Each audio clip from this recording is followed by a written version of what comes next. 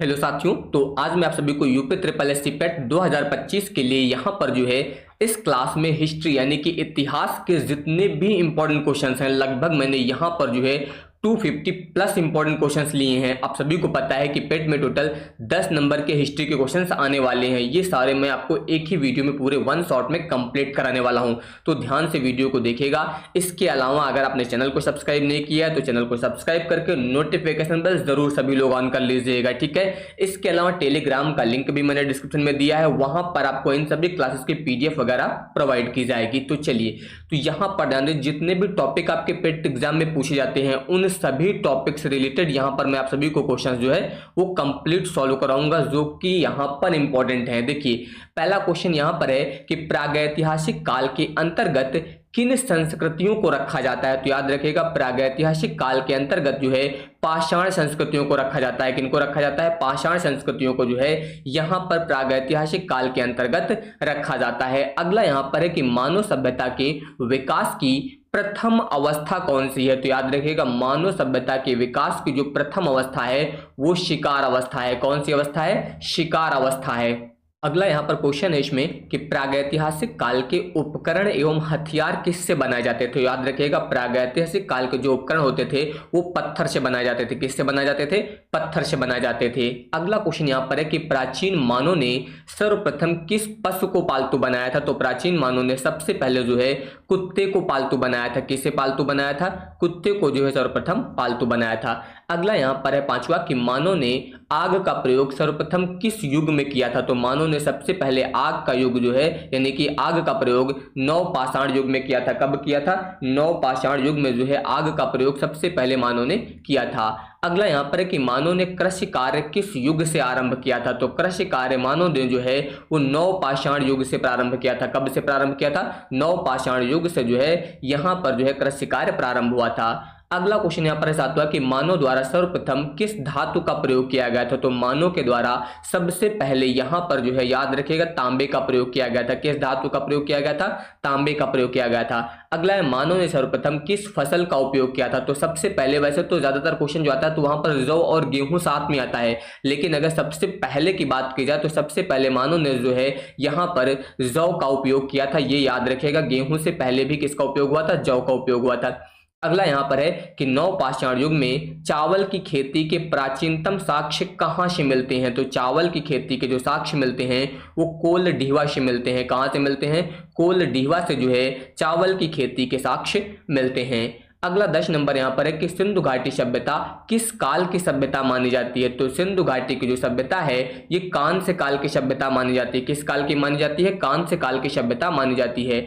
अगला यहाँ पर है कि हड़प्पा की खुदाई सर्वप्रथम कब हुई थी। तो सबसे पहले हड़प्पा की खुदाई जो हुई थी वो 1921 में हुई थी। कब हुई थी? 1921 ईस्वी में हुई थी। अगला यहाँ पर क्वेश्चन है कि निम्नलिखित में से किस स्थल को मृतकों का टीला के नाम से जाना जाता है। तो याद रखिएगा, मोहनजोदड़ो। मोहनजोदड़ो को मृतकों के टीला के नाम से भी जाना जाता है। तो ये आप लोग यहाँ पर इसके बारे में याद रखिएगा। अगला क्वेश्चन देखिए 13 नंबर, इसमें कह रहा है कि मोहनजोदड़ो के टीले को खोजने का श्रेय किसे है।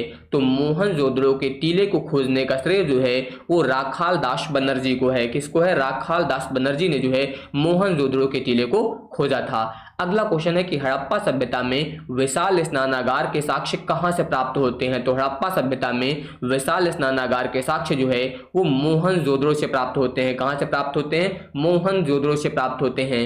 अगला क्वेश्चन यहाँ पर है कि निम्नलिखित में से कौन सा युग्म सुमेलित नहीं है। देखिए, यहाँ पर आपको नगर दिए गए और नदी दिए गए। तो हड़प्पा जो था वो रावी नदी के तट पर स्थित है, बिल्कुल सही है। मोहनजोदड़ो सिंधु पर स्थित है, ये भी सही है। कालीबंगा घग्गर, ये भी सही है। लोथल आपका सतलज, ये गलत है। लोथल जो है आपका सतलज नदी के तट पर स्थित है, ये यहाँ पर गलत है, यानी कि ये सुमेलित नहीं है।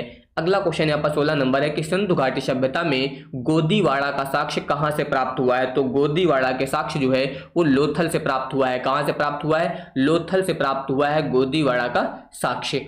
अगला क्वेश्चन यहाँ पर 17 नंबर, निम्न में से किस धातु का प्रयोग हड़प्पा के लोग नहीं करते थे? तो याद रखिएगा, हड़प्पा के जो लोग थे वो लोहे का प्रयोग नहीं करते थे। किसका प्रयोग नहीं करते थे? लोहे का प्रयोग जो है नहीं करते थे। किस हड़प्पा सभ्यता स्थल से कांस्य नर्तकी की मूर्ति प्राप्त हुई है? तो कांस्य नर्तकी की जो मूर्ति प्राप्त हुई है वो मोहनजोदड़ो से प्राप्त हुई है। कहां से प्राप्त हुई है? मोहनजोदड़ो से प्राप्त हुई है। अगला ध्यान दीजिए, अब यहां पर हम लोग बात करेंगे किसकी? वैदिक सभ्यता से रिलेटेड क्वेश्चन की। ठीक है, अब यहां पर ध्यान दीजिए, इसमें क्वेश्चन यहां पर दिया गया है कि आर्य भारत में सबसे पहले कहां बसे थे? तो आर्य जो थे वो सबसे पहले भारत में सप्त सिंधु प्रदेश में बसे थे। कहां पर बसे थे? सप्त सिंधु प्रदेश में। अगला क्वेश्चन है कि ऋग्वैदिक काल का सर्वाधिक महत्वपूर्ण देवता कौन था? तो ऋग्वैदिक काल के महत्वपूर्ण देवता जो थे वो इंद्र थे। कौन थे? इंद्र जो है वो ऋग्वैदिक काल के सर्वप्रथम महत्वपूर्ण देवता थे। अगला यहाँ पर है कि ऋग्वेद में उल्लिखित नदियों में सर्वाधिक पवित्र नदी कौन सी है? तो ऋग्वेद में उल्लिखित नदियों में सबसे पवित्र नदी सरस्वती है। कौन सी नदी है? सरस्वती नदी है। अगला क्वेश्चन यहाँ पर है कि ऋग्वैदिक आर्य किसकी पूजा करते थे? तो ऋग्वैदिक आर्य जो थे वो प्रकृति की पूजा करते थे। किसकी पूजा करते थे? प्रकृति की पूजा जो है यहाँ पर ऋग्वैदिक आर्य करते थे। अगला क्वेश्चन यहाँ पर है कि ऋग्वेद के 10वें मंडल में निम्नलिखित में से किसका उल्लेख पहली बार हुआ है? तो 10वें मंडल में पहली बार जो है वो शूद्र का उल्लेख हुआ है। किसका उल्लेख हुआ है ऋग्वेद में? यहाँ पर शूद्र का उल्लेख जो है 10वें मंडल में पहली बार हुआ है। अगला यहाँ पर है गायत्री मंत्र का उल्लेख किस वेद में हुआ है? तो गायत्री मंत्र का उल्लेख जो है आपका ऋग्वेद में हुआ है। किस वेद में हुआ है? ऋग्वेद में जो है गायत्री मंत्र का उल्लेख हुआ है। अगला ध्यान दीजिए, अगला यहाँ पर कह रहा है 25 नंबर में कि ऋग्वैदिक आर्यों की भाषा क्या थी? तो ऋग्वैदिक आर्य जो थे इनकी भाषा संस्कृत थी। आर्यों की भाषा क्या थी? संस्कृत थी। अगला यहाँ पर निम्नलिखित में से प्राचीनतम वेद, तो सबसे पुराना वेद आपका ऋग्वेद है। सबसे प्राचीनतम वेद कौन सा है? ऋग्वेद है। अगला क्वेश्चन यहाँ पर है कि निम्नलिखित में से किस वेद की रचना गद्य एवं पद्य दोनों में की गई है? तो यजुर्वेद एक ऐसा यहाँ पर जो है वेद है जिसकी यहाँ पर रचना जो है गद्य एवं पद्य दोनों में हुई है। 28 नंबर यहाँ पर है कि ऋग्वेद काल में विनिमय के माध्यम में किसका प्रयोग किया जाता है? तो ऋग्वेद काल में विनिमय के माध्यम में गाय का प्रयोग किया जाता था। विनिमय के माध्यम में किसका प्रयोग करते थे? गाय का प्रयोग करते थे। 29 नंबर में है कि ऋग्वैदिक काल की सबसे प्राचीन राजनीतिक संस्था कौन सी है? तो ऋग्वैदिक काल की सबसे प्राचीन संस्था जो है आपकी सभा है। कौन सी है? वो सभा है। तो ये लोग याद रखेगा। इसके बाद आ जाइए, अगला क्वेश्चन यहाँ पर कह रहा है कि निम्नलिखित में से कौन सा युग्म सुमेलित नहीं है? तो यहाँ पर नदियों के पुराने नाम दिए गए और आधुनिक नाम दिया गया। तो वेतस्ता झेलम बिल्कुल सही है। विपाशा का व्यास ये भी सही है। परुष्णी रावी नदी को बोलते हैं ये भी सही है। कुंभा सुवास तो ये गलत है। यहाँ पर कुंभा का आधुनिक नाम सुवास तो नहीं है, ये आपका सुमेलित नहीं है।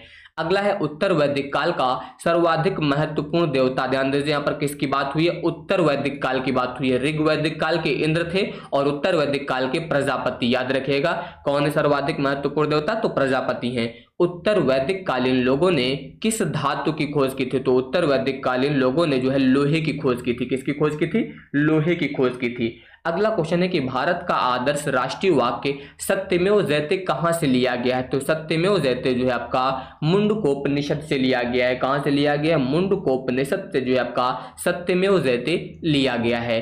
अगला क्वेश्चन यहां पर है जैन धर्म का वास्तविक संस्थापक किसे माना जाता है? तो जैन धर्म का, अब ध्यान दीजिए यहाँ पर इसमें बहुत सारे मतभेद हैं। जैन धर्म के वास्तविक संस्थापक की बात हुई है तो वैसे तो जैन धर्म में टोटल आपके 24 तीर्थकर हैं। आप सभी लोग जानते हैं कितने तीर्थकर हैं? टोटल 24 हैं, जिसमें से अंतिम आपके महावीर स्वामी हैं। तो यहाँ पर जो है ऐतिहासिक तथ्यों के आधार पर ज्यादातर लोग महावीर स्वामी को ही संस्थापक मानते हैं, लेकिन पहले यहाँ पर जो तीर्थकर थे वो कौन थे? ऋषभदेव थे। तो यहाँ पर वास्तविक संस्थापक जो है एक प्रकार से ऋषभदेव को ही माना जा सकता है। ये याद रखिएगा। बहुत सारे मतभेद भी हैं। कुछ ऐतिहासिक यहाँ पर तथ्यों के आधार पर महावीर प्रसाद को माना जाता है, लेकिन जो पहले यहाँ पर जो जैन तीर्थकर थे वो ऋषभदेव थे। तो इसके आधार पर वास्तविक संस्थापक ऋषभदेव को ही माना जा सकता है। ठीक है। अगला जैन धर्म के 24वें और अंतिम तीर्थकर कौन थे? अभी मैंने बताया महावीर स्वामी थे।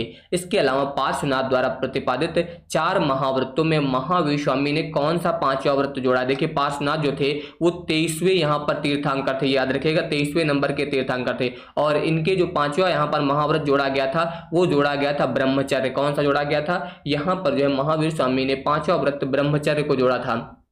इसके बाद आ जाइए अगला क्वेश्चन। अब ध्यान दीजिए यहाँ पर क्वेश्चन नंबर 37 की बात हो रही है। कह रहा है कि जैन धर्म में त्रिरत्न है, तो जैन धर्म में तीन रत्न कौन से हैं? सम्यक दर्शन, सम्यक ज्ञान, सम्यक चरित्र, ये सभी यहाँ पर हैं, तो इसका चौथा विकल्प सही हो जाएगा। अगला क्वेश्चन है कि महावीर का जन्म कहाँ हुआ था? तो महावीर का जन्म जो है वैशाली बिहार में हुआ था। महावीर का जन्म कहाँ हुआ था? वैशाली बिहार में हुआ था।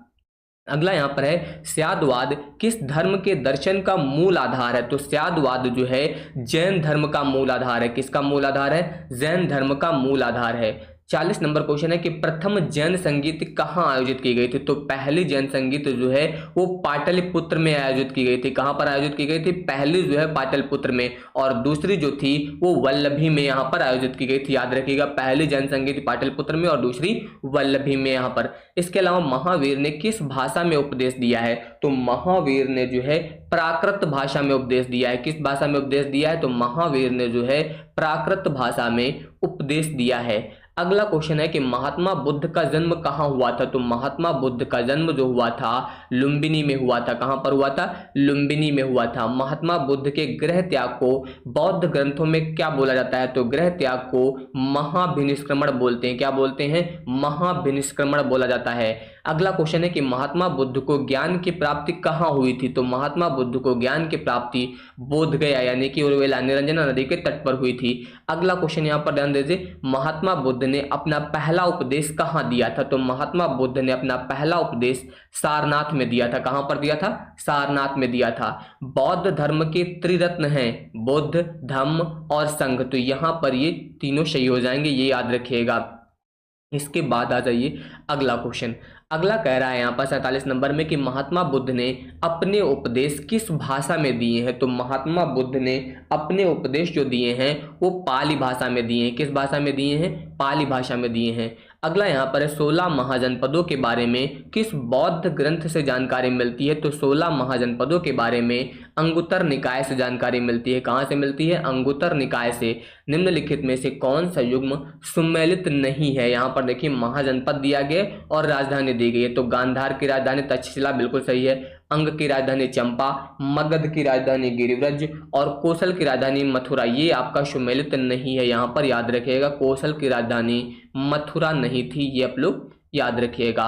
अगला आ जाइए, अगला कह रहा है कि मौर्य साम्राज्य, अब हम लोग मौर्य साम्राज्य के बारे में जो क्वेश्चन है वो पढ़ेंगे। चंद्रगुप्त मौर्य ने नंद वंश के किस शासक को समाप्त करके मौर्य वंश की स्थापना की थी? तो याद रखिएगा धननंद, कहीं कहीं पर घनानंद लिख के आएगा तो कंफ्यूज मत होना, ठीक है। अगला यहाँ पर है कि प्रसिद्ध यूनानी राजदूत मेगस्थनीज किसके दरबार में रहता था? मेगस्थनीज जो है वो किसके दरबार में रहता था? तो मेगस्थनीज जो है वो चंद्रगुप्त मौर्य के दरबार में रहता था। किसके दरबार में? चंद्रगुप्त मौर्य के दरबार में। अगला यहाँ पर है कौटिल्य की विश्व प्रसिद्ध रचना कौन सी है? तो कौटिल्य की विश्व प्रसिद्ध रचना अर्थशास्त्र है। कौन सी है? अर्थशास्त्र है। इंडिका किसकी रचना है? तो इंडिका जो है वो मेगस्थनीज की रचना है। किसकी रचना है? मेगस्थनीज की रचना है।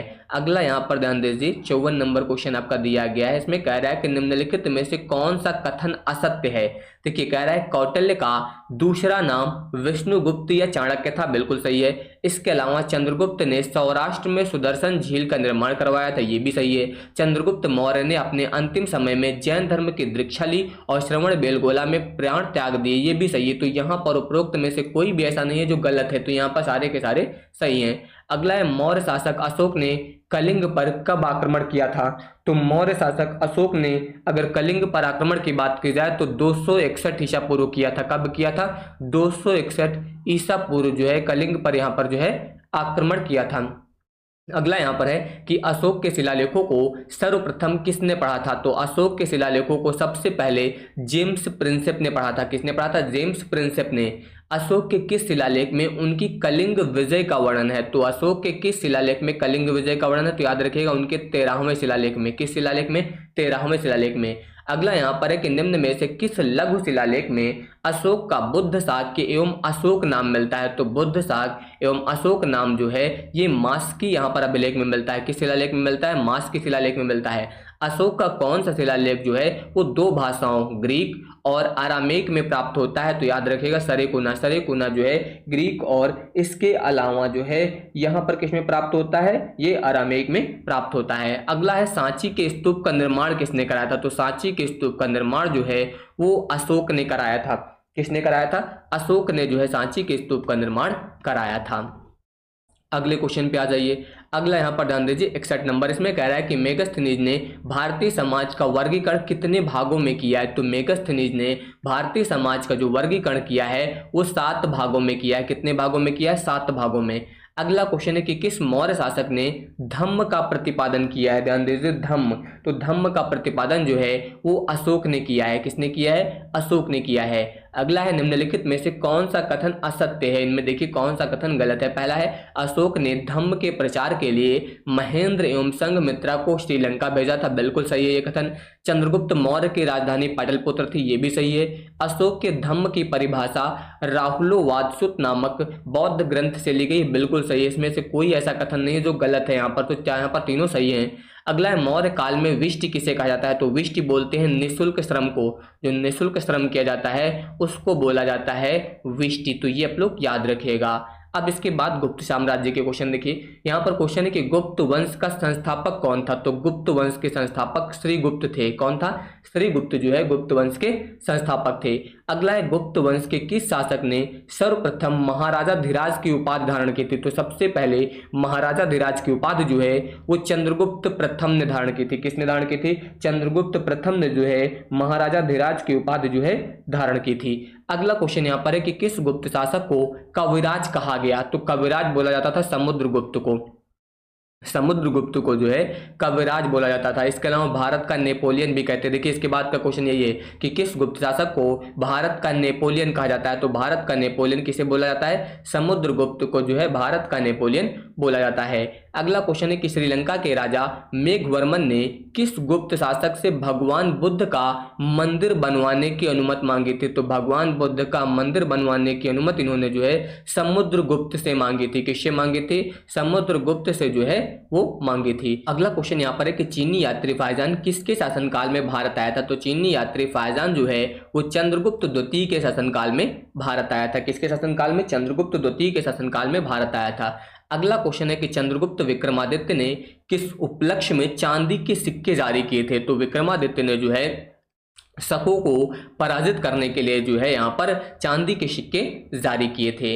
इसके बाद आ जाइए अगला क्वेश्चन, ध्यान दीजिए यहाँ पर 72। इसमें कह रहा है कि गुप्तकालीन नवरत्न किस शासक के दरबार में थे? तो नवरत्न जो थे वो चंद्रगुप्त द्वितीय के शासनकाल में थे। किसके शासनकाल में थे? चंद्रगुप्त द्वितीय के शासनकाल में जो थे वो नवरत्न थे। अगला क्वेश्चन है निम्नलिखित में से कौन सा कथन सत्य है? इनमें से कौन सा कथन ऐसा है जो सही है? कह रहा है कि मेहरौली के स्तंभ लेख का संबंध चंद्रगुप्त द्वितीय से, ये कथन सही है आपका। अगला कह रहा है कि नालंदा विश्वविद्यालय की स्थापना कुमार गुप्त ने की थी, ये भी सही है। अगला दिया गया भारत पर हुणों का आक्रमण स्कंद गुप्त के समय में हुआ था, ये भी सही है। तो यहाँ पर तीनों कथन जो दिए गए हैं वो सही हैं। अगला क्वेश्चन है कि गुप्तकालीन स्वर्ण सिक्कों को क्या कहा जाता था? तो गुप्तकालीन स्वर्ण के सिक्के जो थे इनको दीनार बोलते थे। क्या बोलते थे? दीनार बोला जाता था। और इसके अलावा जो चांदी के सिक्के होते थे उनको रूपक बोलते थे। सोने के सिक्कों को दीनार और चांदी के सिक्कों को रूपक बोला जाता था। इसके बाद आ जाइए अगला क्वेश्चन। अगला क्वेश्चन यहाँ पर दिया गया 75 नंबर में कि मंदिर निर्माण की कला का जन्म सर्वप्रथम कब हुआ था? तो मंदिर निर्माण की कला का जन्म जो हुआ था वो गुप्त काल में हुआ था। कब हुआ था? गुप्त काल में। गुप्त स्थापत्य कला का सर्वोत्कृष्ट नमूना है, तो गुप्त स्थापत्य कला का सर्वोत्कृष्ट नमूना देवगढ़ का दशावतार मंदिर है। याद रखिएगा, देवगढ़ का दशावतार मंदिर गुप्त स्थापत्य कला का सर्वोत्कृष्ट नमूना है। अगला क्वेश्चन है कि सर्वाधिक सोने के सिक्के किस काल में चलाए गए थे? सर्वाधिक सोने के सिक्के जो थे वो गुप्त काल में चलाए गए थे। किस काल में चलाए गए थे? गुप्त काल में जो है चलाए गए थे। अगला क्वेश्चन यहाँ पर दिया गया है कि हर्षवर्धन की राजधानी थी, हर्षवर्धन की राजधानी जो थी वो कन्नौज थी। कौन सी थी? हर्षवर्धन की राजधानी क्या थी? कन्नौज थी। ये आप लोग याद रखिएगा। इसके बाद आ जाइए अगला क्वेश्चन, कह रहा है कि चीनी यात्री ह्वेनसांग किसके शासनकाल में भारत आया था? तो ह्वेनसांग जो था ये भारत किसके शासनकाल में आया था? तो याद रखिएगा हर्षवर्धन के शासनकाल में। किसके शासनकाल में? हर्षवर्धन के शासनकाल में। अगला है प्रयाग प्रशस्ति की रचना किसने की है? तो प्रयाग प्रशस्ति की रचना जो है वो हर्षेण ने की है। किसने की है? हर्षेण ने की है। अगला क्वेश्चन यहाँ पर है कि हर्षवर्धन को नर्मदा नदी के तट पर किस शासक ने हराया था? तो हर्षवर्धन को नर्मदा नदी के तट पर जो है पुलकेशिन द्वितीय ने हराया था। किसने हराया था? पुलकेशिन द्वितीय ने जो है हराया था। अगला यहाँ पर है गुर्जर प्रतिहार वंश की स्थापना की थी, तो गुर्जर प्रतिहार वंश की स्थापना नागभट्ट प्रथम ने की थी। किसने की थी? नागभट्ट प्रथम ने की थी। अगला यहाँ पर है कि महान प्रतिहार राजा था, तो महान प्रतिहार राजा जो था वो मिहिर भोज था। कौन था? मिहिर भोज जो है वो महान प्रतिहार राजा था। इसके बाद आ जाइए अगला क्वेश्चन। अब यहां पर ध्यान दीजिए, अगला क्वेश्चन दिया गया कि राजशेखर किस प्रतिहार शासक के दरबारी कवि थे? तो राजशेखर जो थे वो महेंद्र पाल प्रथम के जो है दरबारी कवि थे। किसके थे? महेंद्र पाल प्रथम के दरबारी कवि थे। अगला यहाँ पर है गुर्जर प्रतिहार शासकों में से किसकी उपाधि आदिवराह की थी? तो आदिवराह की जो उपाधि थी वो मिहिर भोज की थी। किसकी थी? मिहिर भोज की थी। इसके अलावा निम्नलिखित में से कौन सा शासक गुर्जर प्रतिहार राजवंश से संबंधित नहीं था? तो नागभट्ट द्वितीय संबंधित था, महेंद्र पाल भी था, देवपाल भी था। याद रखिएगा, भरत भट्ट प्रथम ये जो है गुर्जर प्रतिहार राजवंश से संबंधित नहीं था। तो ये आप लोग याद रखिएगा।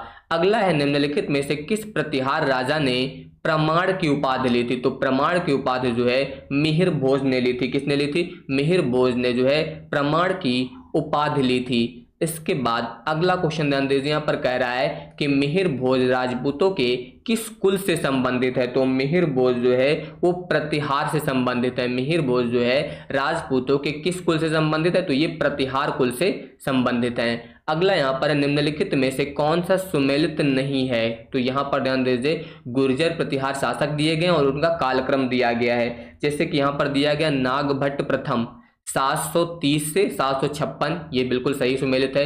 वत्सराज 775 से 800, ये भी सही सुमेलित है। नागभट्ट द्वितीय 800 से 833, ये भी सही है। मिहिर भोज 950 से 1000, ये आपका सही सुमेलित यहाँ पर नहीं है। अगला क्वेश्चन ध्यान दीजिए, कह रहा है कि किस चालुक्य शासक के काल में महमूद गजनवी ने सोमनाथ मंदिर को लूटा था? तो सोमनाथ मंदिर को लूटा गया था भीमराज प्रथम के शासनकाल में। किस चालुक्य शासन के शासनकाल में यहाँ पर महमूद गजनवी ने सोमनाथ मंदिर को लूटा था? तो याद रखिएगा भीमराज प्रथम के शासनकाल में। अगला क्वेश्चन यहाँ पर है कि गहड़वाल वंश का संस्थापक कौन था? तो गहड़वाल वंश के संस्थापक जो थे वो चंद्रदेव थे। गहड़वाल वंश के संस्थापक कौन थे? चंद्रदेव जो है गहड़वाल वंश के संस्थापक थे। अगला क्वेश्चन यहाँ पर दिया गया है कि गोविंद चंद्र गहड़वाल की रानी कुमार देवी ने धर्मचक्र जिन विहार कहाँ बनवाया था? तो ये बनवाया था सारनाथ में। कहाँ बनवाया था? सारनाथ में। ये याद रखेगा, गोविंद चंद्र गहड़वाल की रानी कुमार देवी ने धर्मचक्र जिन विहार कहाँ बनवाया था? तो ये सारनाथ में बनवाया था। इसके बाद अगला क्वेश्चन यहाँ पर दिया गया है, हम्मीर महाकाव्य में चौहानों को बताया गया है। तो हम्मीर महाकाव्य में चौहानों को सूर्यवंशी बताया गया। जो चौहान थे हम्मीर महाकाव्य में इनको क्या बताया गया? सूर्यवंशी बताया गया है। अगला है निम्नलिखित में से किस शासक द्वारा अजमेर की स्थापना की गई थी? तो अजमेर की स्थापना जो है वो अजय राज द्वारा की गई थी। किसके द्वारा की गई थी? अजमेर की स्थापना जो है वो अजय राज के द्वारा की गई थी। अगला क्वेश्चन यहाँ पर है कि किस वंश की सीमाएं सबद लाक्ष नाम से जानी जाती हैं? ध्यान दीजिए, क्या बताया गया? किस वंश की जो सीमाएं हैं वो यहाँ पर सपद लाक्ष नाम से जानी जाती हैं। तो जो चौहान की यहाँ पर सीमाएं हैं, चौहान वंश की सीमाएं, इनको सपद लाक्ष के नाम से जाना जाता है। तो ये आप लोग यहाँ पर इसके बारे में याद रखिएगा। अगला क्वेश्चन देखिए, यहाँ पर दिया गया है कि पृथ्वीराज राशों के लेखक हैं। तो ये तो आपको रटा हुआ होना चाहिए, कौन है? चंद्र बरदाई। चंद्र बरदाई जो है पृथ्वीराज राशों के लेखक हैं। अगला यहाँ पर पृथ्वीराज विजय का लेखक कौन है? तो पृथ्वीराज विजय के लेखक जो है वो जयानक हैं। याद रखिएगा, पृथ्वीराज विजय के लेखक कौन है? जयानक हैं। इसके बाद अगला क्वेश्चन है कि निम्नलिखित में से कौन सा एक सुमेलित है? तो यहाँ पर चौहान शासक और उनका कालक्रम दिया गया। तो पृथ्वीराज तृतीय का शासनकाल जो दिया गया 1178 से 1192, ये सही सुमेलित है। पृथ्वीराज तृतीय का शासनकाल 1178 से 1192 था, ये बिल्कुल सही है। अगला क्वेश्चन 99 यहाँ पर दिया गया कि चंदेल वंश की स्थापना किसने की थी? चंदेल वंश की स्थापना जो है किसने की थी? तो याद रखिएगा, नन्नुक ने की थी। किसने की थी? नन्नुक ने जो है चंदेल वंश की स्थापना की थी। आप लोग याद रखिएगा, चंदेल वंश की स्थापना जो है वो नन्नुक ने की थी। अगला क्वेश्चन यहाँ पर है कि चंदेल किसके सामंत थे? चंदेल जो थे वो किसके सामंत थे? तो चंदेल जो थे वो प्रतिहारों के सामंत थे। किसके सामंत थे? प्रतिहारों के सामंत थे। अगला यहाँ पर जोजाक भुक्त प्राचीन नाम था, तो जोजाक भुक्त जो है वो बुंदेलखंड का प्राचीन नाम था। किसका प्राचीन नाम था? बुंदेलखंड का प्राचीन नाम जेजाक भुक्त था, ये आप लोग याद रखिएगा। अगला क्वेश्चन यहाँ पर है कि आल्हा उदल संबंधित थे, तो आल्हा उदल जो थे वो महोबा से संबंधित थे। किससे संबंधित थे? महोबा से संबंधित थे आल्हा उदल। अगला क्वेश्चन यहाँ पर दिया गया है कि खजुराहो में स्थित मंदिर का निर्माण किसने किया था? तो खजुराहो में स्थित मंदिर का निर्माण जो है वो चंदेल राजपूतों ने किया था। किसने किया था? चंदेल राजपूतों ने जो है खजुराहो में स्थित मंदिर का निर्माण जो है वो किया था। अगला क्वेश्चन यहाँ पर है कि परमार वंश का संस्थापक कौन था? तो परमार वंश के संस्थापक जो है वो सीयक या फिर श्रीहर्ष थे। याद रखिएगा, परमार वंश के संस्थापक कौन थे? सीयक या फिर श्रीहर्ष जो है ये यहाँ पर परमार वंश के संस्थापक थे। अगला यहाँ पर दिया गया है कि किस राजा को उसके एक अभिलेख में कविराज बोला गया है? किस एक राजा को जो है उसके अभिलेख में यहाँ पर कविराज बोला गया है? तो परमार राजा भोज को। याद रखिएगा, किसको बोला गया है? परमार राजा भोज को जो है उसके एक अभिलेख में कविराज कहा गया है। अगला क्वेश्चन यहाँ पर दिया गया कि राजा भोज ने शासन किया, तो राजा भोज ने जो है धार पर शासन किया। किस पर किया है? धार पर जो है शासन किया है राजा भोज ने। अगला क्वेश्चन यहाँ पर है कि चित्तौड़ के त्रिभुवन नारायण मंदिर को किसने बनवाया था? तो चित्तौड़ के त्रिभुवन नारायण मंदिर को जो है परमार राजा भोज ने बनवाया था। किसने बनवाया था? परमार राजा भोज ने बनवाया था। तो ये याद रखिएगा, चित्तौड़ के त्रिभुवन नारायण मंदिर को किसने बनवाया था? परमार राजा भोज ने बनवाया था। इनमें से कौन परमार वंश का शासक यहाँ पर जो है नहीं था? कौन जो है वो नहीं था? तो उपेंद्र हैं, यहाँ पर मुंज भी हैं, उदयतिन भी हैं। तो यहाँ पर याद रखिएगा गांगेय देव ये जो है यहाँ पर परमार वंश के संस्थापक नहीं थे, ये याद रखिएगा, यानी कि इस शासक के नहीं थे। कौन? गांगेय देव। तो ये आप लोग याद रखिएगा, यहाँ पर ये सही हो जाएगा। अगला आ जाइए क्वेश्चन नंबर 109। अब यहाँ पर कह रहा है कि कोकल ने किस वर्ष कलचुरी वंश की स्थापना की है? तो याद रखिएगा, कोकल ने जो है 845 में कब की है? कोकल ने जो है 845 में यहाँ पर कलचुरी वंश की स्थापना की है। इसके बाद आ जाइए, अब मैं बात करूंगा सल्तनत काल की। तो यहाँ पर ध्यान दीजिए, दिल्ली सल्तनत के किस सुल्तान की मृत्यु जो है चौगान पोलो खेलते समय हो गई थी? यहाँ पर ध्यान दीजिए, किस सुल्तान की मृत्यु जो है चौगान यानी कि पोलो खेलते समय जो है हो गई थी? तो याद रखिएगा, कुतुबुद्दीन ऐबक की मृत्यु हुई थी। किसकी मृत्यु हुई थी? कुतुबुद्दीन ऐबक की मृत्यु जो है चौगान यानी कि पोलो खेलते समय हो गई थी। अगला यहाँ पर है कुतुब मीनार का निर्माण किस सूफी की याद में किया गया है? तो कुतुब मीनार का निर्माण जो है वो कुतुबुद्दीन बख्तियार काकी की याद में किया गया है। ये आप लोग याद रखिएगा, कुतुब मीनार का निर्माण किस सूफी याद में किया गया है? तो याद रखिएगा, कुतुबुद्दीन बख्तियार काकी की याद में जो है यहाँ पर कुतुब मीनार का निर्माण किया गया है। अगला क्वेश्चन यहाँ पर दिया गया है कि भारत की प्रथम मुस्लिम महिला शासिका कौन थी? तो भारत की पहली प्रथम मुस्लिम महिला शासिका की बात हो रही है, तो याद रखिएगा रजिया सुल्तान थी। कौन थी? रजिया सुल्तान जो है भारत की प्रथम मुस्लिम महिला शासिका थी। अगला यहाँ पर है इक्तादारी प्रथा किसने प्रारंभ की थी? तो इक्तादारी प्रथा जो है वो इल्तुतमिश ने प्रारंभ की थी। किसने प्रारंभ की थी? इल्तुतमिश ने जो है इक्तादारी प्रथा प्रारंभ की थी। अगला यहाँ पर है भारत में सिजदा एवं पाबोस प्रथा की शुरुआत जो है वो की थी। यहाँ पर ध्यान दीजिए, किसकी बात हुई? सिजदा और पाबोस प्रथा, इसकी शुरुआत जो है वो बलबन ने की थी। सिजदा एवं पाबोस की शुरुआत जो की गई थी वो किसने की थी? बलबन ने की थी। अगला यहाँ पर निम्न में से किस सुल्तान ने बाजार नियंत्रण व्यवस्था लागू की थी? तो बाजार नियंत्रण व्यवस्था जो है वो अलाउद्दीन खिलजी ने लागू की थी। किसने लागू की थी? बाजार नियंत्रण व्यवस्था जो है अलाउद्दीन खिलजी ने यहाँ पर लागू की थी। अगला यहाँ पर तूतीय हिंद यानी कि हिंद का तोता किसे कहा जाता है? तो हिंद का तोता जो है वो किसको बोला जाता है? तो हिंद का तोता जो है अमीर खुसरो को बोला जाता है। ये तो आप सभी को पता होना चाहिए कि हिंद का तोता किसे बोला जाता है? अमीर खुसरो को। अगला क्वेश्चन यहाँ पर है कि मोहम्मद बिन तुगलक ने अपनी राजधानी दिल्ली से कहाँ स्थानांतरित की थी? तो मोहम्मद बिन तुगलक ने अपनी राजधानी जो है दिल्ली से दौलताबाद कहाँ पर स्थानांतरित की थी? दिल्ली से जो है दौलताबाद स्थानांतरित की थी। अगला क्वेश्चन है कि किताब उल रहला का लेखक इब्न बतूता कहाँ का निवासी था? तो इब्न बतूता मोरक्को का निवासी था। याद रखिएगा, किताब उल रहला का लेखक इब्न बतूता कहाँ का निवासी था? तो ये जो है मोरक्को का निवासी था। ये आप लोग याद रखिएगा। इसके बाद आ जाइए अगला क्वेश्चन।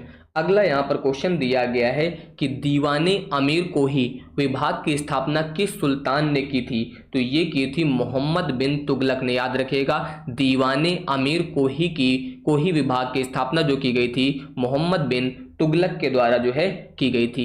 अगला यहाँ पर है कि सल्तनत कालीन किस सुल्तान ने सर्वप्रथम किसानों पर सिंचाई कर तथा ब्राह्मणों पर जजिया कर लगाया था? तो सर्वप्रथम जजिया कर और सिंचाई कर जो लगाया था वो फिरोज तुगलक ने लगाया था। किसने लगाया था? फिरोज तुगलक ने जो है यहाँ पर किसानों पर सिंचाई कर और ब्राह्मणों पर जजिया कर जो है लगाया था। अगला यहाँ पर है कि सांकेतिक मुद्रा का प्रचलन किस शासक ने किया था? तो सांकेतिक मुद्रा का प्रचलन जो है वो मोहम्मद बिन तुगलक ने किया था। सांकेतिक मुद्रा का प्रचलन किसने किया था? मोहम्मद बिन तुगलक ने जो है यहाँ पर सांकेतिक मुद्रा का प्रचलन किया था।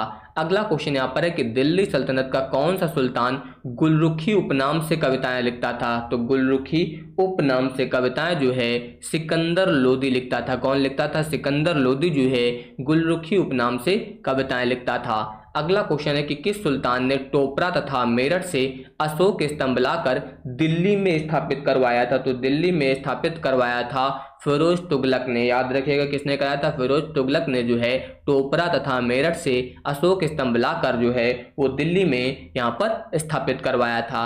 अगला क्वेश्चन है कि बाबर के आक्रमण के समय दिल्ली का सुल्तान कौन था? तो बाबर के आक्रमण के समय दिल्ली का सुल्तान इब्राहिम लोदी था। याद रखिएगा, बाबर के आक्रमण के समय दिल्ली का सुल्तान कौन था? तो इब्राहिम लोदी जो है वो दिल्ली का सुल्तान था।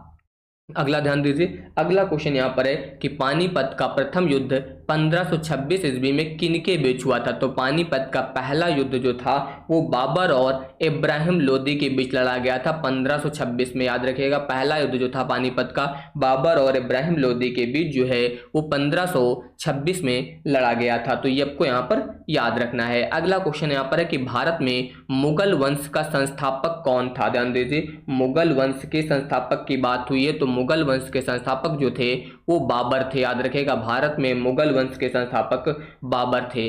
अगला यहाँ पर है किस शासक की मृत्यु पुस्तकालय की सीढ़ियों के गिरने से हुई थी? तो हुमायूं की मृत्यु जो है वो पुस्तकालय की सीढ़ियों से गिरकर हुई थी। अगला यहाँ पर है कि शेर शाह का प्रारंभिक नाम क्या था? शेर शाह का प्रारंभिक नाम फरीद खां था। क्या था? फरीद खां जो है शेर शाह का प्रारंभिक नाम था। अगला यहाँ पर दिल्ली स्थित पुराना किला का निर्माण किसने करवाया था? तो दिल्ली स्थित पुराने किले का निर्माण शेर शाह ने करवाया था। तो दिल्ली स्थित पुराने किले का निर्माण जो है किसने करवाया था? शेर शाह ने करवाया था। इसके बाद आ जाइए अगला क्वेश्चन।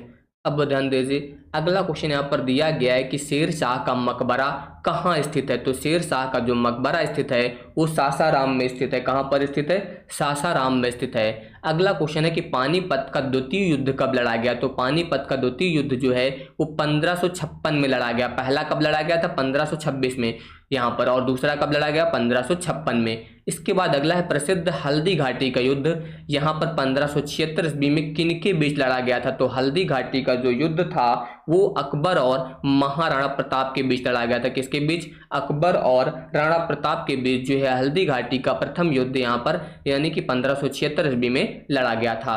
अगला यहाँ पर है अकबरनामा के रचनाकार कौन थे? तो अकबरनामा के रचनाकार जो है अबुल फजल थे। कौन था? अबुल फजल जो है अकबरनामा के रचनाकार थे। अगला यहाँ पर है अकबर ने दीन इलाही का प्रवर्तन किस वर्ष किया था? तो दीन इलाही का प्रवर्तन जो है 1582 में किया था। तो याद रखिएगा, अकबर ने दीन इलाही का प्रवर्तन किस वर्ष किया था? तो 1582 में जो है दीन इलाही का प्रवर्तन किया था। अगला क्वेश्चन यहाँ पर है कि निम्नलिखित में से किस मुगल शासक ने न्याय की जंजीर लगवाई थी? तो न्याय की जंजीर जो है वो जहांगीर ने लगवाई थी। न्याय की जंजीर किसने लगवाई थी? जहांगीर ने जो है लगवाई थी। अगला यहाँ पर है नूरजहां का वास्तविक नाम क्या था? तो नूरजहां का वास्तविक नाम मेहरुन्निसा था। क्या था? नूरजहां का वास्तविक नाम मेहरुन्निसा था। अगला क्वेश्चन यहाँ पर है कि किस मुगल शासक के शासनकाल में चित्रकला का सर्वाधिक विकास हुआ है? तो सर्वाधिक विकास चित्रकला का जहांगीर के शासनकाल में हुआ है। किसके शासनकाल में? जहांगीर के शासनकाल में।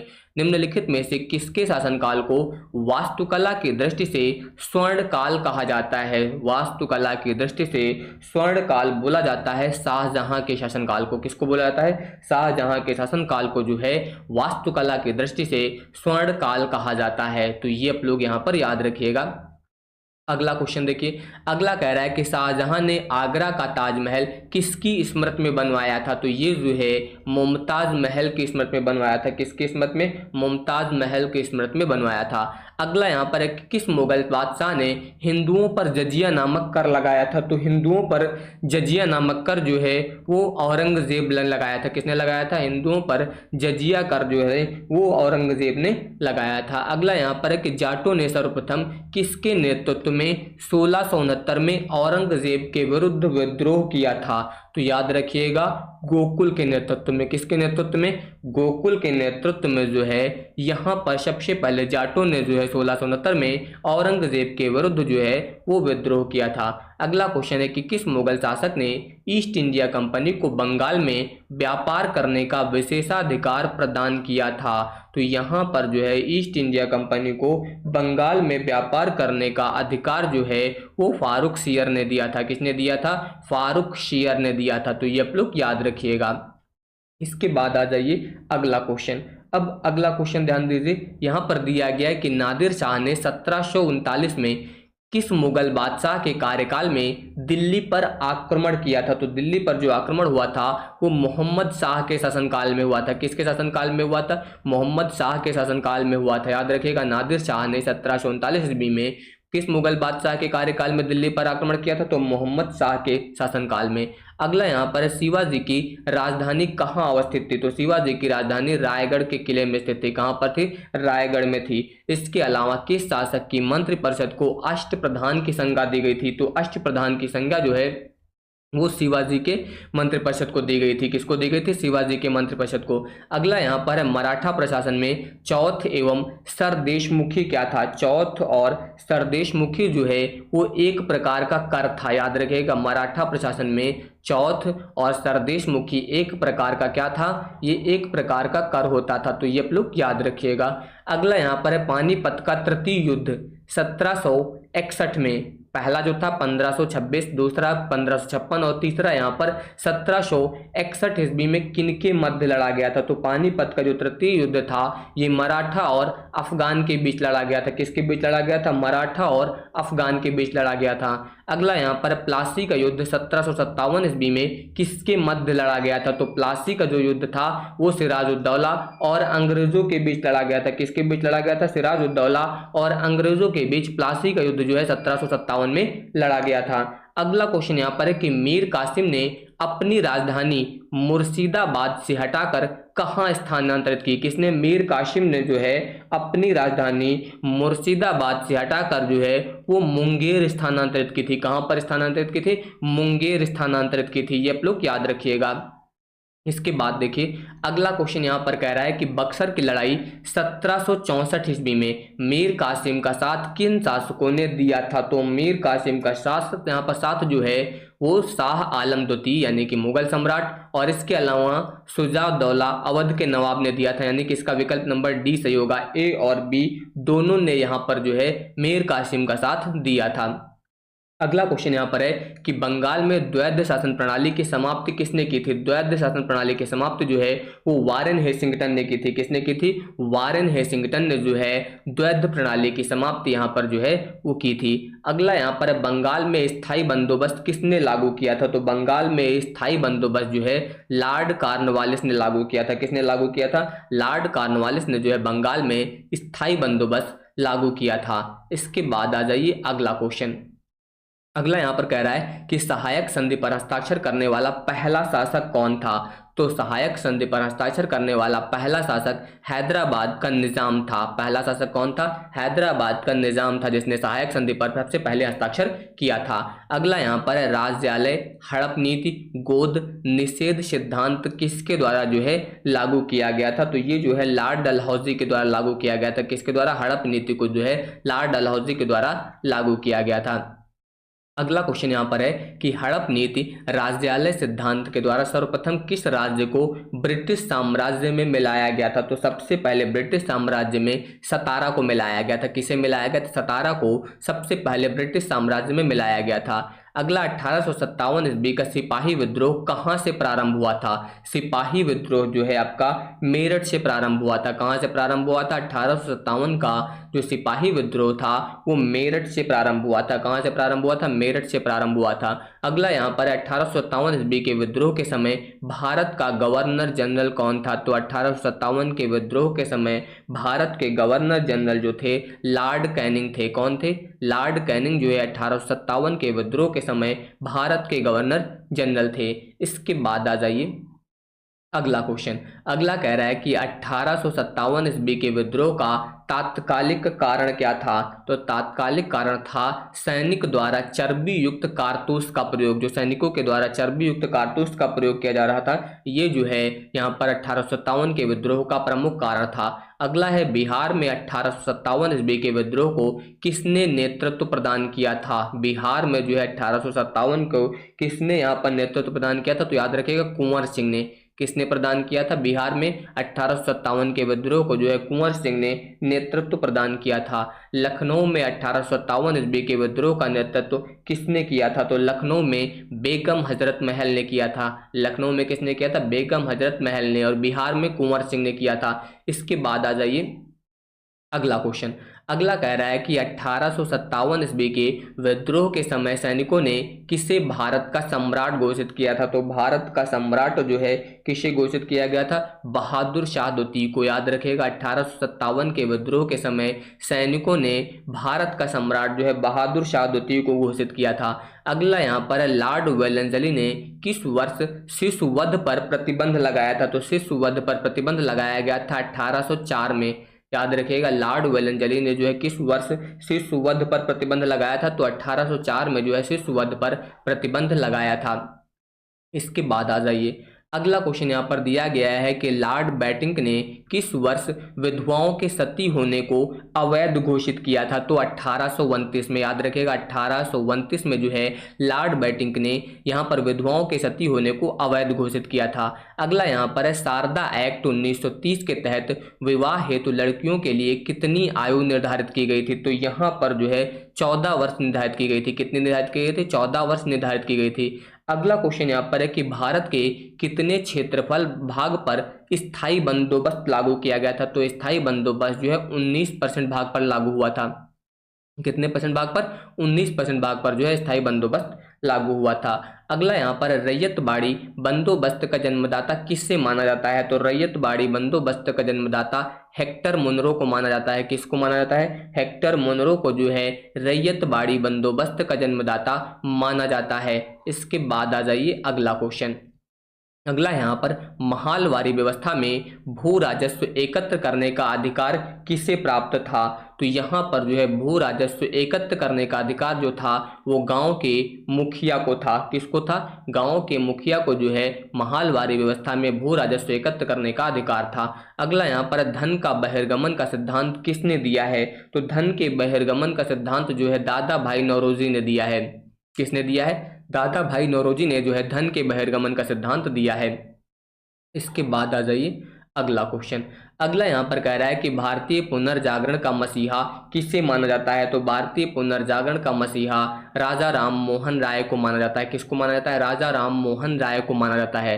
अगला यहाँ पर है राजा राम मोहन राय ने ब्रह्म समाज की स्थापना कब की थी। तो राजा राम मोहन राय ने जो है ब्रह्म समाज की स्थापना 1828 में की थी। कब की थी? 1828 में जो है ब्रह्म समाज की स्थापना राजा राम मोहन राय ने की थी। अगला क्वेश्चन यहाँ पर है कि किसके अनुयायियों को यंग बंगाल कहा जाता है। तो यंग बंगाल बोलते हैं हेनरी वियन डेराजियो को। किसको बोला जाता है, यहाँ पर किसके अनुयायियों को बोला जाता है यंग बंगाल, तो हेनरी विवियन डेराजियो को जो है यहाँ पर यंग बंगाल बोला जाता है। इसके बाद अगला क्वेश्चन यहाँ पर है सत्यार्थ प्रकाश किसकी कृति है। तो सत्यार्थ प्रकाश जो है स्वामी दयानंद सरस्वती की कृति है। किसकी कृति है, सत्यार्थ प्रकाश जो है स्वामी दयानंद सरस्वती की कृति है। तो ये आप लोग याद रखिएगा। इसके बाद अगला यहाँ पर वेदों की ओर चलो का नारा किसने दिया है। तो वेदों की ओर चलो का नारा जो है स्वामी दयानंद सरस्वती ने दिया है। किसने दिया है, स्वामी दयानंद सरस्वती ने दिया है। भारतीय राष्ट्रीय कांग्रेस की स्थापना कब की गई थी। तो भारतीय राष्ट्रीय कांग्रेस की स्थापना 1885 में की गई थी। कब की गई थी, 1885 में जो है भारतीय राष्ट्रीय कांग्रेस की स्थापना की गई थी। इसके बाद अगला है भारतीय राष्ट्रीय कांग्रेस के प्रथम अध्यक्ष कौन थे। तो भारतीय राष्ट्रीय कांग्रेस के पहले अध्यक्ष जो थे वो व्योमेश चंद्र बनर्जी थे। कौन थे, व्योमेश चंद्र बनर्जी जो है यहाँ पर भारतीय राष्ट्रीय कांग्रेस के पहले अध्यक्ष थे। अगला है भारतीय राष्ट्रीय कांग्रेस की स्थापना कहाँ हुई थी। तो भारतीय राष्ट्रीय कांग्रेस की स्थापना जो हुई थी बंबई में हुई थी। कहाँ पर हुई थी, बंबई में हुई थी, जिसे अब मुंबई के नाम से जाना जाता है। इसके अलावा राष्ट्रवाद की भावना के प्रचार के लिए गणपति एवं शिवाजी उत्सव किसने प्रारंभ करवाया था। तो गणपति और शिवाजी उत्सव जो है बाल गंगाधर तिलक ने प्रारंभ करवाया था। किसने प्रारंभ करवाया था, बाल गंगाधर तिलक ने। इसके बाद क्वेश्चन यहाँ पर दिया गया है कि निम्न में से लाल, पाल एवं बाल से किसका संबंध नहीं है। ध्यान दीजिए, लाल से लाला लाजपत राय का संबंध है, विपिन चंद्र पाल से पाल यानी कि इसका भी संबंध है, बाल गंगाधर तिलक बाल से संबंध है। तो यहाँ पर गोपाल कृष्ण गोखले का संबंध लाल, बाल और पाल से नहीं है। अगला यहाँ पर है किस वायसराय ने बंगाल का विभाजन 1905 में किया था। तो 1905 में बंगाल का विभाजन लॉर्ड कर्जन ने किया था। किसने किया था, लॉर्ड कर्जन ने जो है 1905 में बंगाल का विभाजन किया था। इसके बाद देखिए अगला क्वेश्चन यहाँ पर कह रहा है कि बंगाल विभाजन की घोषणा किस दिन से प्रभावी हुई थी। तो बंगाल विभाजन की जो घोषणा थी वो 16 अक्टूबर 1905 से प्रभावी हुई थी। कब से हुई थी, 16 अक्टूबर 1905 से जो है वो प्रभावी हुई थी। अगला क्वेश्चन यहाँ पर है कि स्वदेशी एवं बहिष्कार आंदोलन का संबंध था। तो स्वदेशी एवं बहिष्कार आंदोलन का संबंध बंगाल विभाजन से था। किससे था, बंगाल विभाजन से जो है स्वदेशी एवं बहिष्कार आंदोलन का संबंध था। मित्र मेला संस्था के संस्थापक थे। तो मित्र मेला संस्था के संस्थापक वीडी सावरकर थे। कौन थे, वीडी सावरकर जो है मित्र मेला के संस्थापक थे। इसके बाद आ जाइए अगला क्वेश्चन। अब ध्यान दीजिए, अगला यहाँ पर दिया गया है कि अभिनव भारती नामक क्रांतिकारी संगठन की स्थापना किसने की थी। तो अभिनव भारती नामक क्रांतिकारी संगठन की स्थापना वीडी सावरकर ने की थी। किसने की थी, वीडी सावरकर ने जो है अभिनव भारती नामक क्रांतिकारी संगठन की स्थापना की थी। अगला यहाँ पर है किस क्रांतिकारी को मुजफ्फरपुर के जज किंग्सफोर्ड पर बम फेंकने के आरोप में फांसी दी गई थी। तो यहाँ पर जो है प्रफुल्ल चाकी और इसके अलावा खुदीराम बोस को, यहाँ पर ध्यान दीजिए प्रफुल्ल चाकी और खुदीराम बोस, वैसे तो दोनों होना चाहिए था लेकिन यहाँ पर आपको यही दिया गया। तो विकल्प में फेंकने के आरोप में फांसी दी गई थी खुदीराम बोस को, ये आप लोग याद रखिए। बाकी दोनों लोगों ने बम फेंका था यहाँ पर, प्रफुल्ल चाकी और खुदीराम बोस ने। तो फांसी किसे दी गई थी, खुदीराम बोस को दी गई थी। अगला यहाँ पर क्वेश्चन है कि दादा भाई नौरोजी ने कांग्रेस के किस अधिवेशन में सर्वप्रथम स्वराज्य की मांग की थी। तो सबसे पहले जो है कलकत्ता 1906 अधिवेशन में दादा भाई नौरोजी ने जो है स्वराज्य की मांग की थी। सबसे पहले दादा भाई नौरोजी ने कांग्रेस के किस अधिवेशन में, तो कलकत्ता अधिवेशन 1906 ईस्वी में जो है स्वराज्य की मांग की थी। इसके बाद देखिए अगला क्वेश्चन। अगला यहाँ पर कह रहा है कि कांग्रेस का प्रथम विभाजन किस अधिवेशन में हुआ। तो कांग्रेस का प्रथम विभाजन जो हुआ वो सूरत 1907 अधिवेशन में हुआ। कब हुआ, सूरत 1907 में हुआ था। मुस्लिम लीग की स्थापना कब की गई थी। तो मुस्लिम लीग की स्थापना जो हुई थी वो 1906 में हुई थी। मुस्लिम लीग की स्थापना कब हुई थी, 1906 में हुई थी।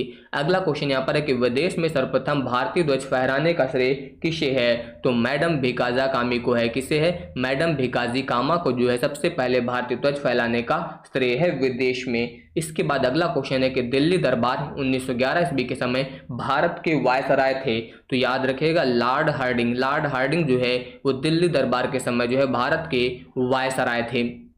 इसके बाद अगला क्वेश्चन यहाँ पर है कि किस वायसराय पर नई राजधानी दिल्ली में प्रवेश करते समय रास बिहारी बोस ने बम फेंका था? तो रास बिहारी बोस ने जो है लॉर्ड हार्डिंग पर बम फेंका था। तो किस वायसराय पर नई राजधानी दिल्ली में प्रवेश करते समय रास बिहारी बोस ने बम फेंका था? तो याद रखिएगा लॉर्ड हार्डिंग पर। इसके अलावा सैन फ्रांसिस्को में गदर पार्टी की स्थापना किसने की थी? तो गदर पार्टी की स्थापना लाला हरदयाल ने की थी। किसने की थी? लाला हरदयाल ने। अगला क्वेश्चन यहाँ पर है कि स्वराज्य मेरा जन्मसिद्ध अधिकार है, यह प्रसिद्ध उक्ति किसकी है? बाल गंगाधर तिलक की। याद रखिएगा स्वराज्य मेरा जन्मसिद्ध अधिकार है, ये प्रसिद्ध उक्ति किसकी है? तो बाल गंगाधर तिलक की है। इसके बाद आ जाइए अगला क्वेश्चन।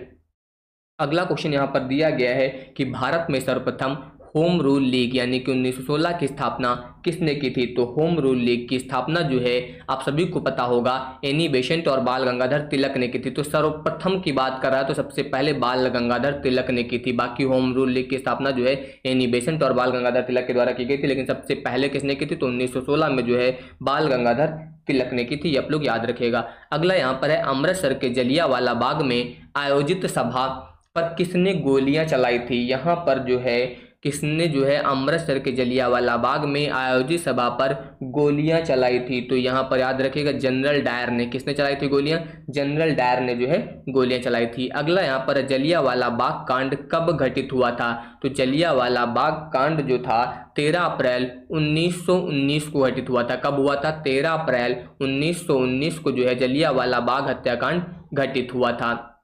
इसके बाद देखिए अगला यहाँ पर कह रहा है कि महात्मा गांधी ने भारत में सत्याग्रह का सर्वप्रथम प्रयोग कहाँ किया था? सर्वप्रथम सत्याग्रह का प्रयोग जो है चंपारण 1917 ईस्वी में किया था। कब किया था सत्याग्रह का प्रयोग? चंपारण में किया था। ये आप लोग याद रखिएगा। अगला यहाँ पर है गांधी जी किसके निमंत्रण पर चंपारण गए थे? तो गांधी जी जो थे वो किसके निमंत्रण पर? तो राजकुमार शुक्ल के निमंत्रण पर। किसके निमंत्रण पर? गांधी जी जो है राजकुमार शुक्ल के निमंत्रण पर चंपारण गए थे। इसके अलावा अगला क्वेश्चन यहाँ पर है कि चंपारण में किसानों को किसका फसल आवश्यक रूप से उगाने के लिए 3 कठिया पद्धति लागू की गई थी? तो यहाँ पर जो है नील के लिए। याद रखिएगा नील के लिए जो है 3 कठिया पद्धति लागू की गई थी। इसके बाद आ जाइए अगला क्वेश्चन। अगला यहाँ पर है खिलाफत आंदोलन के अग्रगण्य नेताओं में से थे। तो खिलाफत आंदोलन के अग्रगण्य नेताओं में मोहम्मद अली थे, शौकत अली थे, अबुल कलाम आजाद थे, ये सभी थे। तो यहाँ पर जो है खिलाफत आंदोलन के अग्रगण्य नेताओं में कौन था? मोहम्मद अली, शौकत अली और अबुल कलाम आजाद थे। अगला यहाँ पर क्वेश्चन दिया गया है कि अल हिलाल एवं कॉमरेड पत्रिका का संपादन किसने किया था? तो ये किया था अबुल कलाम आजाद ने किया था। आप लोग याद रखिएगा अल हिलाल एवं कॉमरेड पत्रिका का संपादन जो था वो अबुल कलाम आजाद ने किया था। अगला यहाँ पर है मोपला विद्रोह 1921 कहाँ हुआ था? तो मोपला विद्रोह जो हुआ था केरल में हुआ था। मोपला विद्रोह कहाँ पर हुआ था? तो केरल में हुआ था। अगला यहाँ पर है असहयोग आंदोलन कब शुरू किया गया था? तो असहयोग आंदोलन आपका 1920 में शुरू हुआ था। कब शुरू हुआ था? 1920 में जो है आपका असहयोग आंदोलन शुरू हुआ था। इसके बाद आ जाइए अगला क्वेश्चन। अगला क्वेश्चन यहाँ पर दिया गया है कि किस घटना के कारण 1922 ईस्वी में असहयोग आंदोलन को स्थगित कर दिया गया था? तो याद रखिएगा चौरी चौरा कांड के कारण।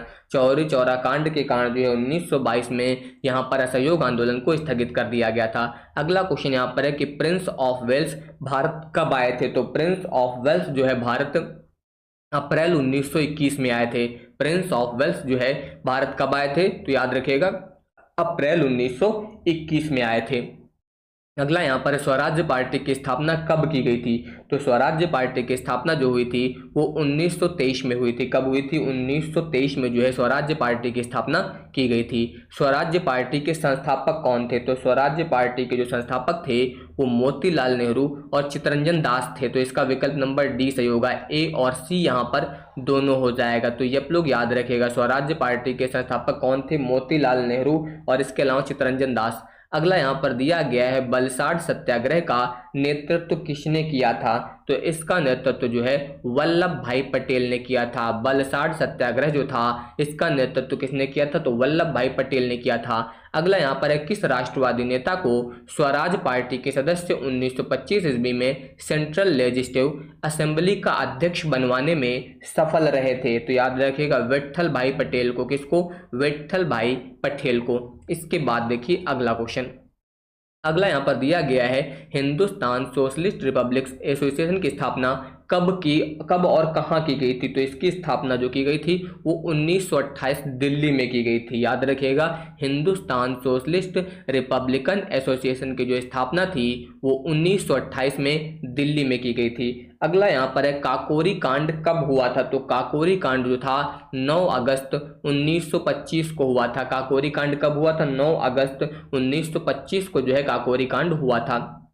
अगला यहाँ पर है साइमन कमीशन का गठन कब किया गया था? तो साइमन कमीशन का गठन जो है 8 नवंबर 1927 को किया गया था। कहीं कहीं पर आपको 1928 भी मिल जाएगा, ध्यान रखिएगा। कहीं कहीं पर साइमन कमीशन कब भारत आया, तो अगर 1927 नहीं दिया गया तो वहां पर आप 1928 भी टिक कर सकते हैं, ठीक है। बाकी साइमन कमीशन का गठन जो हुआ था 8 नवंबर 1927 को हुआ था। इसके बाद आ जाइए अगला क्वेश्चन, यहाँ पर ध्यान दीजिए। अगला क्वेश्चन दिया गया है कि साइमन कमीशन के बहिष्कार के दौरान लाठीचार्ज के कारण किस नेता की मृत्यु हो गई थी? तो याद रखिएगा किसकी मृत्यु हुई थी? लाला लाजपत राय की। लाला लाजपत राय की मृत्यु हो गई थी। इनको पंजाब केसरी भी बोला जाता है, ये भी पूछा जाता है, ये आप लोग याद रखिएगा। इसके अलावा भारतीय कम्युनिस्ट पार्टी की स्थापना कब हुई थी? तो भारतीय कम्युनिस्ट पार्टी की स्थापना जो हुई थी वो 1925 में हुई थी। कब हुई थी? 1925 में जो है कम्युनिस्ट पार्टी की स्थापना हुई थी। अगला यहाँ पर है हिंदू महासभा की स्थापना कब की गई थी? तो हिंदू महासभा की स्थापना 1915 ईस्वी में हुई थी। कब हुई थी? 1915 ईस्वी में जो है हिंदू महासभा की स्थापना हुई थी। अगला यहाँ पर है भगत सिंह को फांसी कब दी गई थी? तो भगत सिंह को फांसी जो है 23 मार्च 1931 को दी गई थी। कब दी गई थी? 23 मार्च 1931 को जो है भगत सिंह को फांसी दी गई थी। अगला क्वेश्चन यहाँ पर है कि चट्टगांव शस्त्रागार डकैती से संबंधित क्रांतिकारी थे। तो इससे संबंधित क्रांतिकारी मास्टर सूर्यसेन थे। याद रखिएगा, चट्टगांव शस्त्रागार डकैती से संबंधित क्रांतिकारी कौन थे? तो मास्टर सूर्यसेन थे।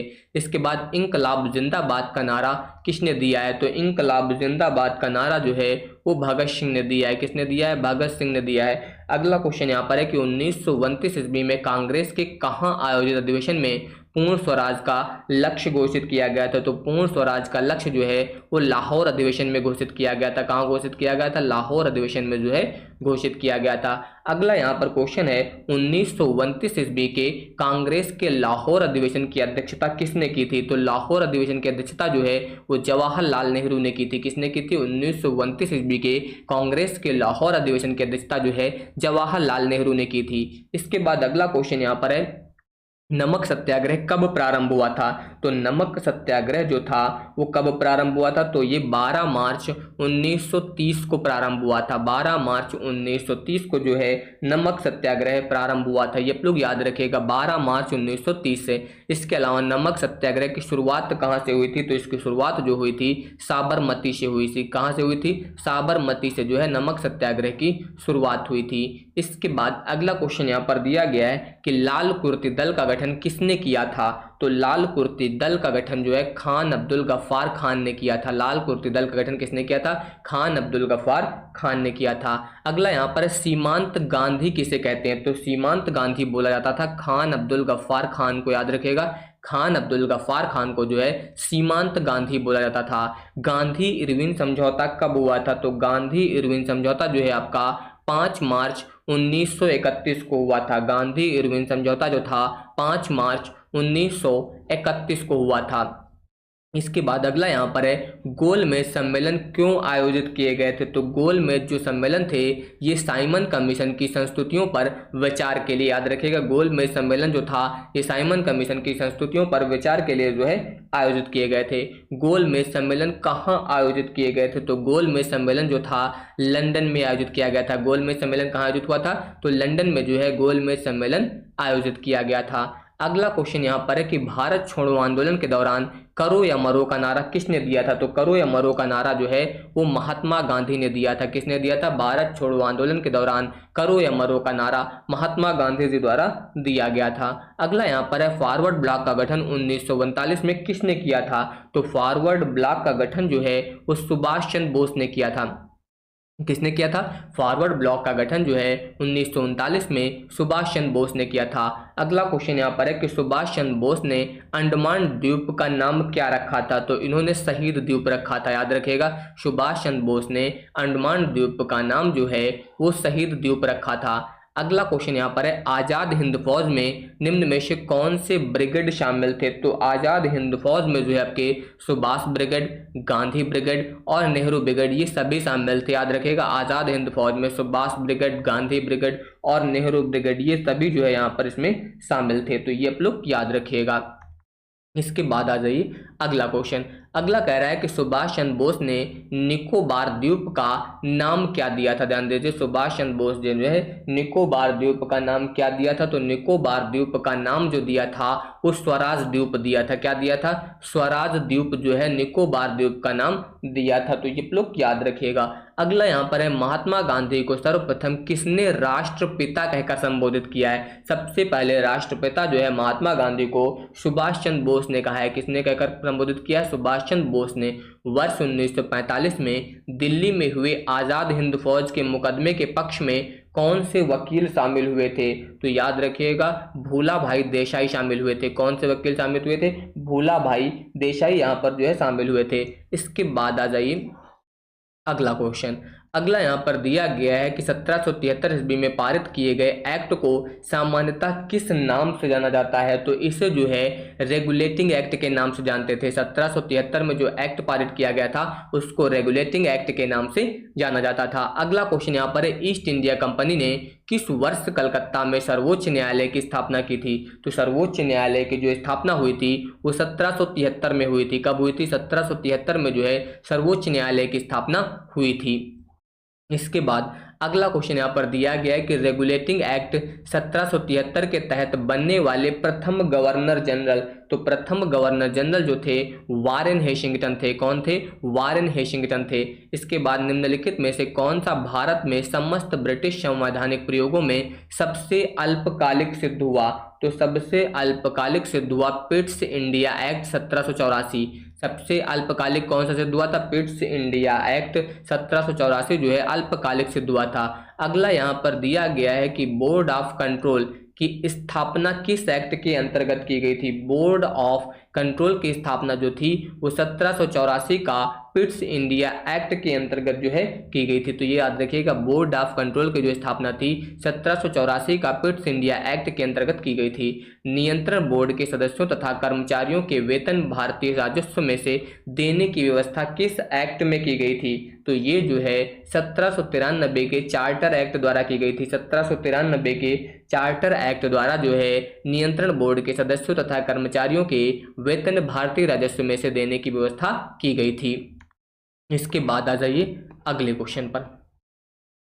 अगला देखिए, यहाँ पर कह रहा है कि किस एक्ट के द्वारा कंपनी ने भारत के साथ व्यापार करने के एकाधिकार को जो है वो छीन लिया था? तो 1813 का चार्टर एक्ट। याद रखिएगा, 1813 के चार्टर एक्ट के अंतर्गत जो है कंपनी ने भारत के साथ व्यापार करने के एकाधिकार को जो है वो छीन लिया था। अगला है, किस एक्ट के द्वारा ईसाई धर्म प्रचारकों को भारत में धर्म प्रचार का अधिकार मिला था? तो ये जो है 1813 के चार्टर एक्ट के अधिनियम के अंतर्गत जो है ईसाई धर्म प्रचारकों को भारत में धर्म प्रचार का अधिकार मिला था। 1833 ईस्वी के चार्टर एक्ट के समय भारत में गवर्नर जनरल कौन था? तो इस समय भारत में governor general Lord William Bentinck थे। याद रखिएगा, 1833 ईस्वी के चार्टर अधिनियम के समय भारत के गवर्नर जनरल जो थे लॉर्ड विलियम बेंटिंक थे। इसके बाद आ जाइए अगला यहाँ पर है कि किस चार्टर एक्ट के अंतर्गत भारत में दास प्रथा को अवैध घोषित किया गया था? तो दास प्रथा को अवैध घोषित किया गया था 1833 के चार्टर अधिनियम के अंतर्गत। याद रखिएगा, 1833 के चार्टर एक्ट के अंतर्गत जो है दास प्रथा को अवैध घोषित किया गया था। अगला क्वेश्चन यहाँ पर दिया गया है आपका कि किस अधिनियम ने भारतवासियों को अपने देश के प्रशासन में कुछ हिस्सा लेना संभव बनाया? तो चार्टर एक्ट 1833 ने। याद रखिएगा, चार्टर एक्ट 1833 अधिनियम ने भारतवासियों को अपने देश के प्रशासन में कुछ हिस्सा लेना संभव बनाया। इसके बाद अगला क्वेश्चन है कि सेवाओं में महत्वपूर्ण पदों के लिए प्रतियोगी परीक्षाओं का आयोजन किस एक्ट के अंतर्गत किया गया था? तो ये आप लोग याद रखिएगा, 1853 चार्टर एक्ट के अंतर्गत जो है प्रतियोगी परीक्षाओं का आयोजन जो है किया गया था। इसके बाद आ जाइए अगला यहाँ पर है, भारत का शासन कंपनी से लेकर ब्रिटिश क्राउन के हाथों में कब सौंपा गया? तो ये जो है भारत शासन अधिनियम 1858 में सौंपा गया। याद रखिएगा, भारत का शासन कंपनी से लेकर ब्रिटिश क्राउन के हाथों में कब सौंपा गया था? तो भारत शासन अधिनियम 1858 में सौंपा गया था। अगला यहाँ पर है, भारतीय स्वतंत्रता का मैग्ना कार्ट कौन से अधिनियम को बोला जाता है? तो भारतीय स्वतंत्रता का मैग्ना कार्ट बोला जाता है 1858 ईस्वी के भारत शासन अधिनियम को बोला जाता है। किसको बोला जाता है? 1858 के भारत शासन अधिनियम को भारतीय स्वतंत्रता का मैग्ना कार्ट बोलते हैं। अगला क्वेश्चन यहाँ पर है, 1909 के भारतीय परिषद अधिनियम में किस बात की व्यवस्था की गई थी? किस बात की व्यवस्था की गई थी 1909 के भारतीय परिषद अधिनियम में? तो इसके लिए ध्यान दीजिए, किस बात की व्यवस्था की गई थी? तो याद रखिएगा, सांप्रदायिक प्रतिनिधित्व की व्यवस्था की गई थी। किसकी व्यवस्था की गई थी? सांप्रदायिक प्रतिनिधित्व की। अगला क्वेश्चन यहाँ पर दिया गया है कि ब्रिटिश भारत में सांप्रदायिक प्रतिनिधित्व की व्यवस्था निम्नलिखित में से किस अधिनियम के द्वारा की गई थी? तो ये जो है मार्लेमेंटो सुधार के द्वारा किया गया था। किसके द्वारा किया गया था? तो ये आपका जो है मार्लेमेंटो सुधार 1909 के द्वारा किया गया था। ये आप लोग याद रखिएगा, मार्लेमेंटो सुधार 1909 के द्वारा। अगला देखिए, अगला कह रहा है कि मॉन्टेग्यू चेम्सफोर्ड सुधार किस अधिनियम से संबंधित है? तो ये आपका भारत सरकार अधिनियम 1919 से संबंधित है। किससे संबंधित है? भारत सरकार अधिनियम 1919 से। अगला है, निम्नलिखित में से किस अधिनियम द्वारा भारत में प्रांतों को स्वायत्तता प्रदान की गई थी? तो भारत में स्वायत्तता प्रदान की गई थी भारत सरकार अधिनियम 1935 के अंतर्गत। याद रखिएगा। इसके बाद आ जाइए, अगला क्वेश्चन यहाँ पर दिया गया है कि भारतीय संविधान में आयात उपबंध से लिए गए हैं। आयात उपबंध जो है वो भारत सरकार अधिनियम 1935 से लिए गए हैं। जो आयात उपबंध हैं ये भारत सरकार अधिनियम 1935 से लिए गए हैं। अगला यहाँ पर है, 1935 का गवर्नमेंट ऑफ इंडिया एक्ट क्यों महत्वपूर्ण है? क्योंकि यह भारतीय संविधान का प्रमुख स्रोत है। याद रखिएगा, ये जो है भारतीय संविधान का प्रमुख स्रोत है। इसके बाद किस अधिनियम की प्रमुख विशेषता प्रांतीय स्वायत्तता थी? तो ये 1935 अधिनियम की प्रमुख विशेषता थी। किसकी थी? 1935 की। अगला यहाँ पर है, भारत शासन अधिनियम 1935 द्वारा स्थापित संघ में अवशिष्ट शक्तियां किसे दी गई थी? तो अवशिष्ट शक्तियां जो है वो गवर्नर जनरल को दी गई थी। किसे दी गई थी? गवर्नर जनरल को दी गई थी। अगला यहाँ पर है, भारत के संविधान में केंद्र और राज्यों के बीच किया गया शक्तियों का विभाजन इनमें से किस उल्लिखित योजना पर आधारित है? तो ये आपका भारत सरकार अधिनियम 1935 पर आधारित है। किस पर आधारित है? भारत सरकार अधिनियम 1935 पर आधारित है। इसके बाद अगला क्वेश्चन दिया गया है कि एक संघीय व्यवस्था और केंद्र में द्वैध शासन भारत में लागू किया गया था। तो द्वैध शासन जो था ये 1935 के अधिनियम द्वारा लागू किया गया था। याद रखिएगा, ये संघीय व्यवस्था और केंद्र में द्वैध शासन जो भारत में लागू किया गया था ये 1935 के अधिनियम के द्वारा लागू किया गया था। अगला यहाँ पर है, भारत में संघीय न्यायालय की रचना का समर्थन निम्नलिखित में से किस अधिनियम आयोग द्वारा किया गया था? तो ये किया गया था भारत सरकार अधिनियम 1935 के द्वारा। किसके द्वारा किया गया था? भारत सरकार अधिनियम 1935 के द्वारा किया गया था। अगला यहाँ पर है, किस अधिनियम के फलस्वरूप बर्मा भारत से अलग हुआ था? तो बर्मा जो भारत से अलग हुआ था वो गवर्नमेंट ऑफ इंडिया एक्ट 1935 के अंतर्गत। बर्मा भारत से कब अलग हुआ था? गवर्नमेंट ऑफ इंडिया एक्ट 1935 के अंतर्गत जो है ये अलग हुआ था। तो यहाँ पर मैंने टोटल आपको 250 प्लस क्वेश्चंस आज हिस्ट्री के बताए हैं। ये टॉप मोस्ट इंपॉर्टेंट है, इनको पेट एग्जाम से पहले आप सभी को तैयार कर लेना है अच्छे से। बाकी सभी लोग वीडियो को लाइक शेयर जरूर करिएगा और चैनल को सब्सक्राइब करके टेलीग्राम जरूर ज्वाइन कर लीजिएगा, जहां पर आपको इसकी PDF मैं जो है वो प्रोवाइड कर दूंगा।